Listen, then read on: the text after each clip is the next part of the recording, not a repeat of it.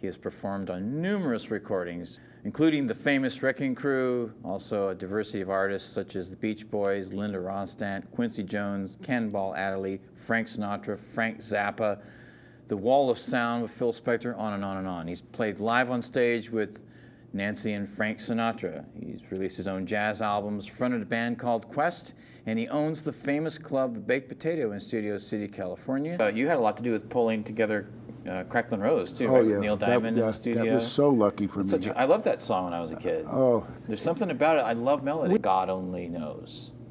Brian Wilson basically said that when Martin asked him about music, he said, where does it come from? And Brian says it comes from a higher place in the mind, and then he said real music comes from the heart. I think he's absolutely right. And of all songs that you picked, there's a section of that in the middle where it goes bump, bump, bumpy, bump, ba-da-da-da-da-ba. Brian and I had a fun argument over that. Actually, you can find this on YouTube, too. We were going back and forth, and I said, Brian, let me play it short. Everybody should play that part short because you had it playing very flowing and pretty. And I talked him into it.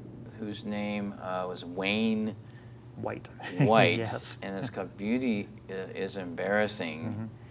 Well, let's go ahead and watch a clip about this guy. These are drawings from the first season of Pee-wee's Playhouse. I designed most of the puppets on the show. I've worn a lot of different hats. Painter, sculptor, cartoonist, puppeteer, set designer, art director, animator, illustrator. Kids mainlined it. He was imprinting their brain, and they don't even know it. How did you decide to make a film about him? He's such an interesting character. Yeah, well, Neil Berkeley had come up with the idea to make the film and made it. I helped produce it with him and worked on it because these are stories I love. Stories about creative people using their art to understand the world. I think it's something we're all kind of engaging in.